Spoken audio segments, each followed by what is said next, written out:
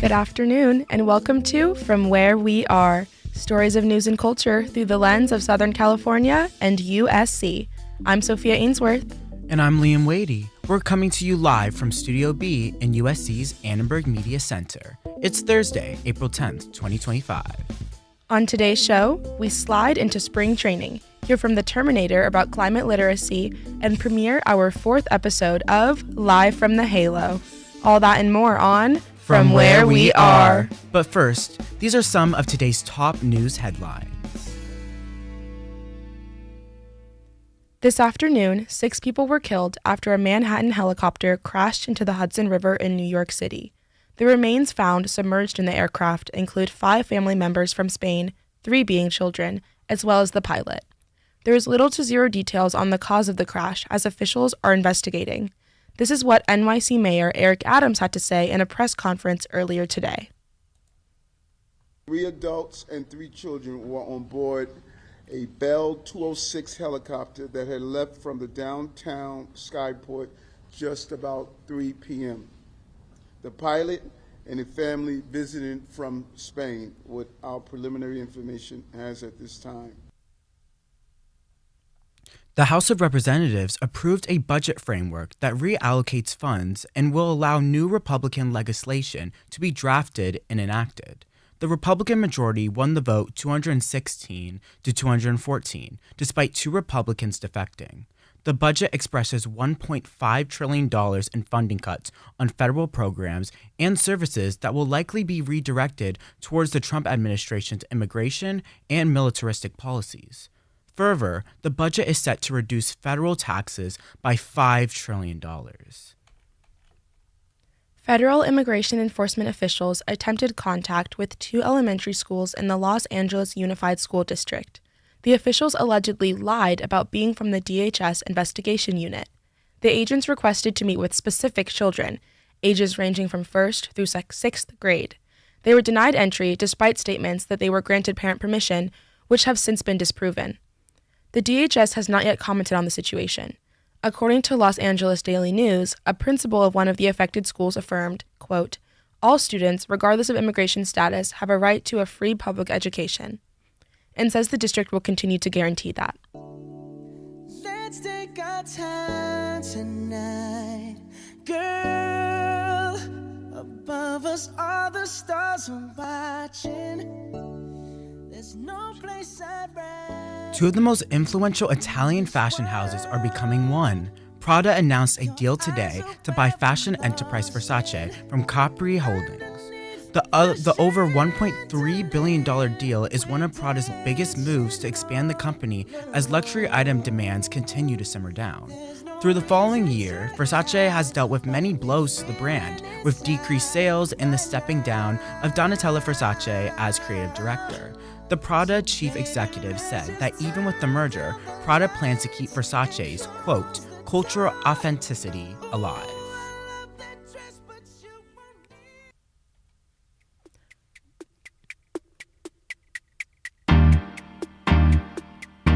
Weekend 1 of the annual Music and Arts Festival, Coachella, begins tomorrow. The concert has some exciting headliners such as Travis Scott, Lady Gaga, and Post Malone. There are also suspicions that alternative R&B artist Frank Ocean will reveal new music. The singer created an ominous billboard outside of Coachella Valley and secretive Instagram account that has fans intrigued. We'll have more on the state of Coachella fashion later in the show.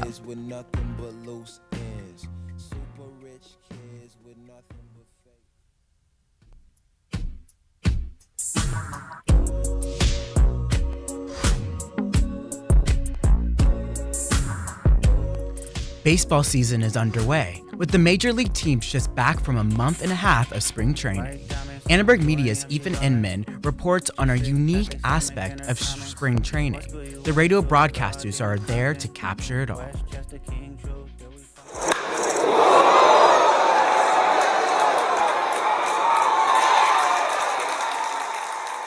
Major League Baseball opens its regular season each year in April.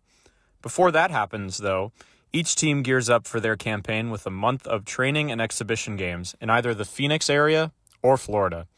Though the games don't count towards anything meaningful, spring training remains extremely popular with fans who want to get their first glimpse at new players or their team's young up-and-coming stars. While you were watching something else over the weekend, Juan Soto made his Mets debut. How about this? But fans who can't make it out to Phoenix to see their team in person have few options to view these games. The Texas Rangers, for example, have 33 spring training games, yet are only broadcasting 8 of them on television. But out in Surprise, Arizona, where the Rangers train, a team of people is making sure that Rangers fans worldwide can tune into the games daily on the radio. Baseball is paced in a way that you really can paint a picture that allow people to feel like they're there. Jared Sandler is a radio broadcaster for the Texas Rangers. His job is to paint a picture of what is happening at Surprise Stadium in Arizona without the benefit of visual aid. Fortunately for Sandler, baseball is a sport uniquely suited for an audio medium. The slower pace lends itself to a conversational tone that lets audiences connect with broadcasters and hear the atmosphere of the game they are calling. The pace of baseball allows for so many different styles and elements of creativity. I think the ability to weave in stories and information and conversation into the broadcast is unique. Growing up, baseball radio broadcasts were the ultimate form of therapy for Sandler, a lifelong Rangers fan. Listening to longtime Rangers broadcaster Eric Nadel was a nightly routine during baseball season. When I'd go to sleep, I didn't have a TV in my room. But I had a little radio, and so I'd listen to whatever sporting event was on locally, or if there wasn't a live game on, then I'd listen to sports talk. And that's how I would fall asleep pretty much every night for however many years. When it came time to pursue a career path, it only made sense for Sandler to try to break into an industry he already loved so much. So he went from listening to Nadel as a kid. Breaking ball, strike 3 call! The Rangers are going to the World Series! To filling the homes of Rangers fans with his own voice. 3-2 Astros, bottom 10, the 3-1. Smith swings, it's a high drive to right! That ball's back! It is out of here!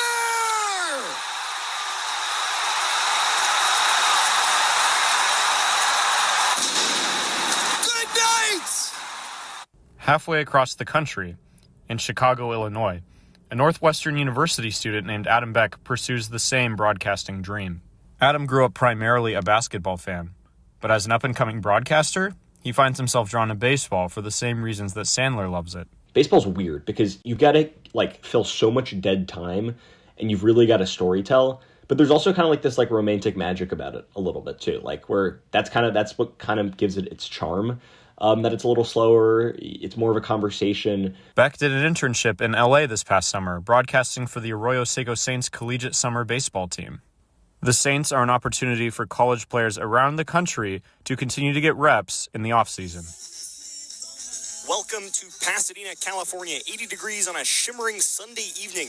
For some CCL baseball, it's the Arroyo Seco Saints in the Academy Barons meeting. His love for his craft showed up clearly through his skillful calls of the games. Right back up the middle. Tyler Gordon, the dive, on to first. In time. What a play from Tyler Gordon. An excellent job, a web gem from the second baseman. Beck impressed fans and will be back as a baseball broadcaster this summer when he interns with the Yarmouth Dennis Red Sox of the Cape Cod Baseball League. With 2 summers in a row at the baseball field, it seems within the realm of possibility that maybe one day soon he might spend a spring in Phoenix. That said, sports culture is changing, as is technology. Both Beck and Sandler have persisting doubts about the future of radio. Here's Sandler. How much are we going to create an individual lane for radio rather than just, more simulcasting and stuff of that nature, and taking away, having a dedicated radio broadcast? I hope that's not the case, but I also couldn't sit here and tell you definitively that it's not. But for every spring in the foreseeable future, there will be baseball on the radio, coming in live from Arizona. Because even as the world changes, there's something about baseball and its radio broadcasts that is timeless. For Annenberg Media, I'm Ethan Inman.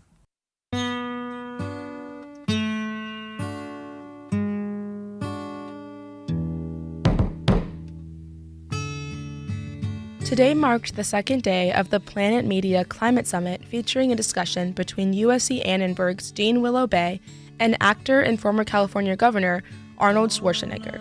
Lalu Ritzmia has the story. How much do you know about climate change? The educational organization This Is Planet Ed at the Aspen Institute conducted research.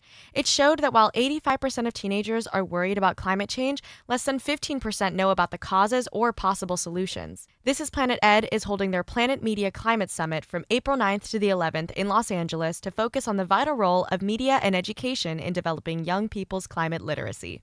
Earlier this morning, the summit stopped at USC, where Annenberg's dean, Willow Bay, sat down with actor and former California Governor Arnold Schwarzenegger to discuss the way we talk about climate change. I think the important thing is, again, communication, because we have a tendency of always kind of telling young people the world they're inheriting is terrible. It's doom and gloom. It's the end of the world. And I think that we have to do it the other way around, because eventually your brain gets numb from hearing, that, if we continue like this with the environment, that we will exceed the 1.5 degrees temperature, and then it will get hotter, and we will not be able to grow the food anymore. There will be wars breaking out worldwide, and it will be the end of the world. Well, here eventually people start throwing in the towel and say, forget it. If that's the future, then why would I do anything?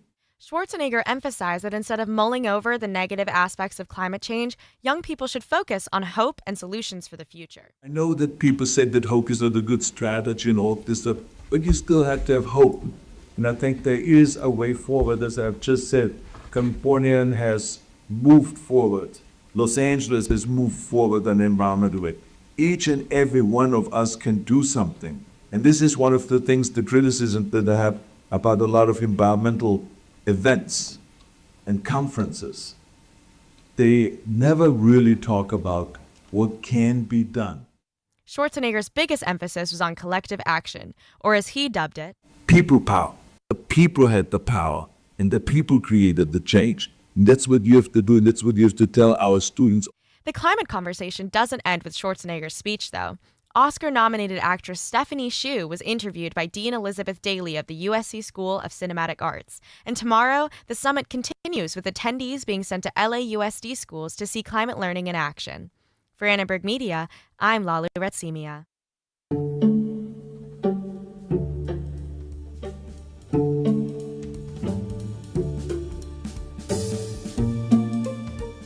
This morning, Republicans made progress on reintroducing one of their signature bills. If it passes in the Senate, it would change the requirements for voter registration. Emily Tsao has the story. House Republicans approved legislation this morning which would require proof of citizenship when registering to vote for federal elections. The majority of Democrats voted against the bill, which is also known as the Safeguard American Voter Eligibility, or SAVE Act. They warned that SAVE would deprive millions of Americans their right to vote simply because they lack immediate access to the proper documents. Representative Joe Morell, a Democrat from New York, called it a paperwork nightmare. According to a 2023 study by the Brennan Center for Justice, up to 9% of U.S. citizens of voting age, or around 21.3 million people, do not have proof of their citizenship readily available. The same study found almost half of Americans don't have a U.S. passport. As one of President Donald Trump's long-standing priorities, the SAVE Act was passed through the House once before last year, but failed in the Senate because of Democratic opposition. Experts predict that it won't fare any better this year, despite the Republican-controlled Senate. Voting as a non-citizen is already illegal, and doing so can lead to deportation and felony charges. If it were to become a law, the SAVE Act would require all applicants using the federal registration form to provide documentation in person at their local election office. Alongside a certified birth certificate, acceptable documents would include a valid U.S. passport and a government-issued photo ID card. Kansas state officials instituted a similar requirement in 2011, which blocked the voter registrations of more than 31,000 U.S. citizens who were otherwise eligible to vote. It was later ruled unconstitutional and has not been enforced since 2018. Democrats also raised the concern that the SAVE Act would effectively disenfranchise over 69 million married women who changed their last names. It could also disproportionately affect older people in care facilities, military service members who solely use their military IDs, people of color, and working-class Americans who may not have the financial means or time to attend to the extraneous paperwork. For Annenberg Media, I'm Emily Tsao.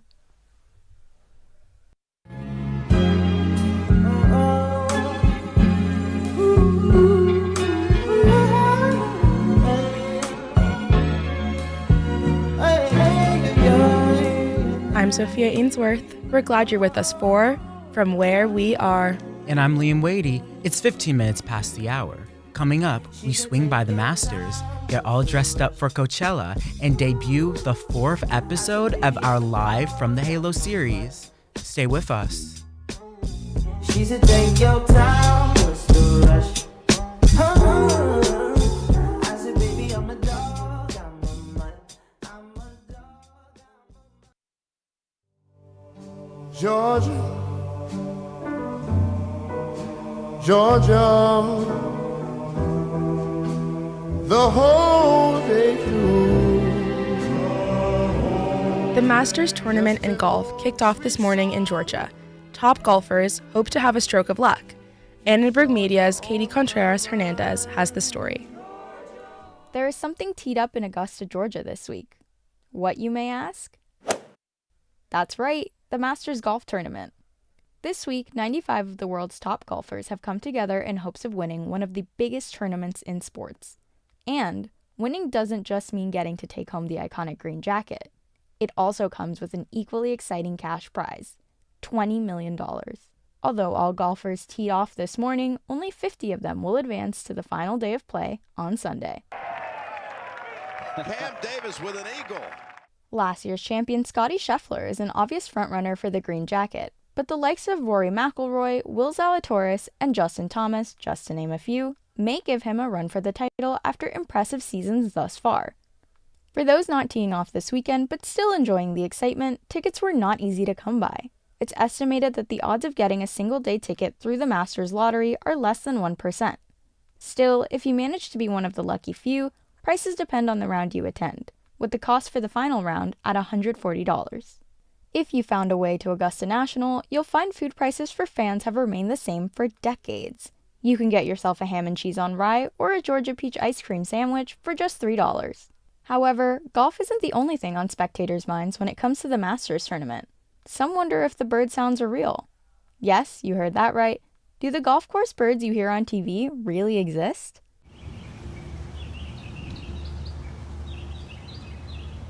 In other golf tournaments, viewers have noticed that the birds chirping are not ones native to the area. While there's no clear answer on if this is also happening at the Masters, attendees have noticed a lack of animals on the grounds. As it stands, Justin Rose holds a strong lead after day one, shooting 7 under. But with 3 days left of play, anything can happen. Regardless, the event is slated to be a hole-in-one. For Annenberg Media, I'm Catherine Contreras-Hernandez. I took a pill in Ibiza to show Avicii I was cool. And when I finally got sober, felt 10 years older, but fuck it, it was something to do. I'm living out in LA. Stop. The era was Coachella 2016. It was the vibe, and you just had to be there. Alex Evans has the story. Mid-April at USC means rising temperatures, graduation prep, finals, and the annual migration from LA to the Coachella Valley.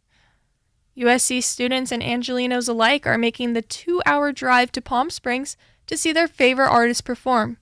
This year, headliners include Lady Gaga, Charli XCX, Green Day, Post Malone, and Travis Scott. For many, however, the performers take a back seat to the real stars of the show, the outfits. When it comes to crafting the perfect outfit, festival goers' preparations can span anywhere from a couple of minutes to months of advanced planning. This year's trends forecast micro shorts, sheer fabric, and modern takes on Bohemian Festival staples. Laura Rosa Mendez, a junior, predicts this year's Coachella aesthetic. I think it's going to be way more casual than it used to be. Because I think that's what was happening last year. People were being like more casual because I remember it being like extravagant colors, you know, like more ravey vibes. But I feel like now it's going to be more casual, like maybe some jorts, like a tank top, like very basic, but like fun jewelry to spice it up. When talking about the Coachella aesthetic of years past, it seems everyone had one person on their mind. All I can think about is James Charles. I know that I see pictures of like James Charles every year. I used to think of like James Charles and his outfits because that's just what was showing up on my Instagram like page. But long before the makeup influencer, what did Coachella used to be? Statement necklaces, fringe, big belts, and flower crowns are all what Vogue categorizes as the defining trends of Coachella over time. Do these hold up today? We asked two popular music students, Calvin London and O. Warwick. I mainly just think of like the 2016, 2017, like the like hippie, like that's like in my mind forever Coachella, but I don't know what the vibe is now. I feel like I'm not up to date on the trends. I think of like Sheen and like Fashion Nova. Nova. Yeah, same. These two claim they're not up to date with the trends, but their ideas for casual Coachella outfits are spot on. Calvin London said, they just wear their everyday street clothes. So right now I'm wearing like army green cargo shorts that are a little bit ripped up. I thrifted them a few years ago. And then I'm wearing my friend's band shirt, and I have some necklaces on as well. And then over the shirt I have a button-down long sleeve that's gray with white stripes on it. And then I have white Vans on with also some blue and some brown. And then I have my earrings in as well.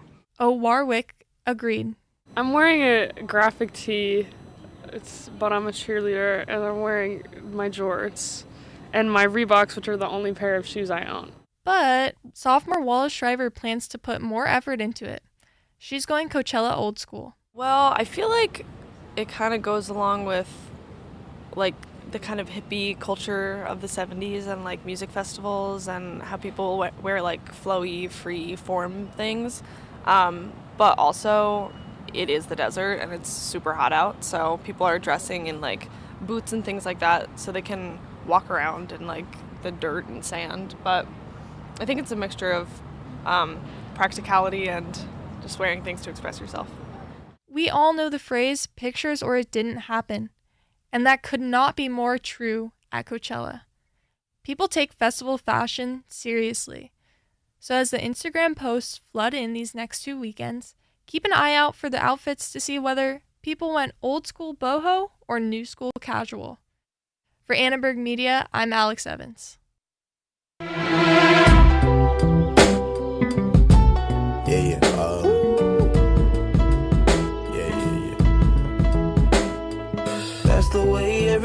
For our 4th episode of Live from the Halo, we are featuring student artist Tianyu Chen, who goes by the stage name Sea Sky. She performed her song Secret. Take a listen.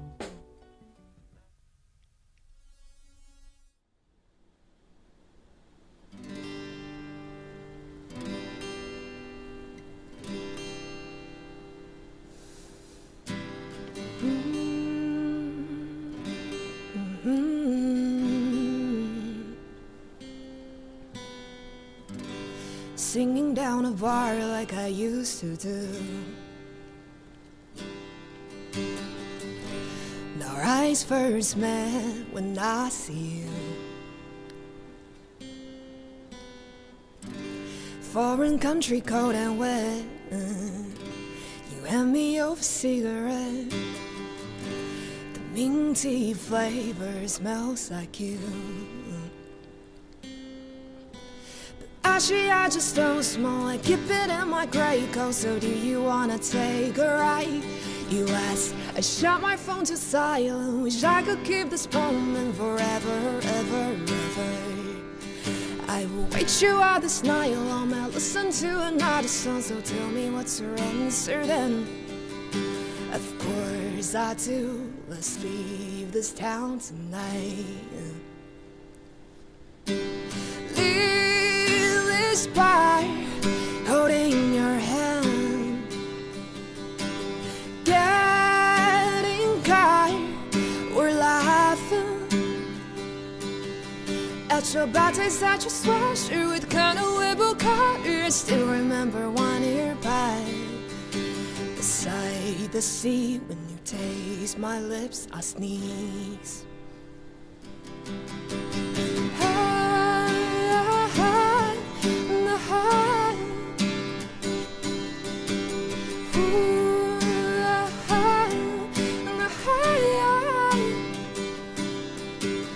I was only 18. I took my pen out and wrote this song for you. Put the lyrics in diary into this memory. But you caught me up at one night. I'm sick of playing sick and I let's travel where the shout is bright. Head in clouds, go back to the time when we're young kids at night, when we're for nothing, when we feel. Leave this town with me tonight. Getting caught, we're laughing. We're the shining stars, the charming head, a gentle presenter smile. 365 days how time fly, but my hands so remain quiet. And so won't you take my hands and run through the sea. Totter and my snakes continue to kiss, and it's time to flee and climb to the peak. When I'm with you, I am the best me, and the serendipity just had it be. Leave our city in January, and it's time to flee and climb to the peak. I can wake up from the stream. Leave this town with me tonight. Getting caught, we're laughing. When the shining stars, the charming heart, a gentle presenter smile. To love, to die, let's leave this town tonight. Hi!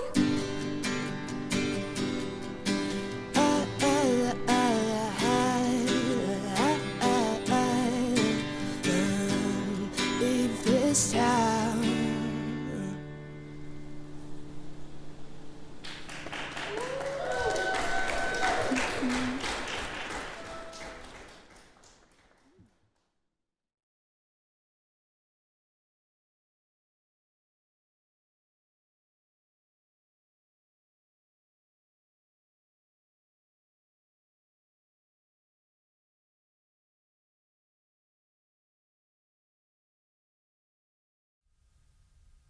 Once again, that was Secret by Sea Sky. You can catch the full performance again on YouTube at Annenberg Media.